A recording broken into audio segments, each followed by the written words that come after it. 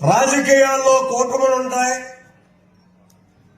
కలిసి పనిచేసేటటువంటి విధానం ఉంటుంది, ఎన్నాళ్ళు ఉంటుంది. ఎన్నిసార్లు ఎన్ని కూటములు ఏర్పడలేదు తెలుగుదేశం ఏర్పడ్డ తర్వాత. ఎన్ని రాజకీయ పార్టీలతో మనం పొత్తు పెట్టుకోలేదు, ఎన్నిసార్లు మనం బయటకు రాలేదు. వచ్చినప్పుడు మన పరిస్థితి ఏంటి? దానికి ఒకటే ఉదాహరణ చెప్తా. మనం ఉభయ కమ్యూనిస్ట్ పార్టీలతో పొత్తు పెట్టుకున్నాం అన్నగారు ఉన్నప్పుడు. ఉభయ కమ్యూనిస్ట్ పార్టీలతో పొత్తు పెట్టుకుని ఆ రోజు మనం రాజకీయం చేశాం తెలుగుగా. చేస్తే ఉభయ కమ్యూనిస్ట్ పార్టీలు ఈ రాష్ట్రంలో నిర్వీర్యమైపోయినాయి.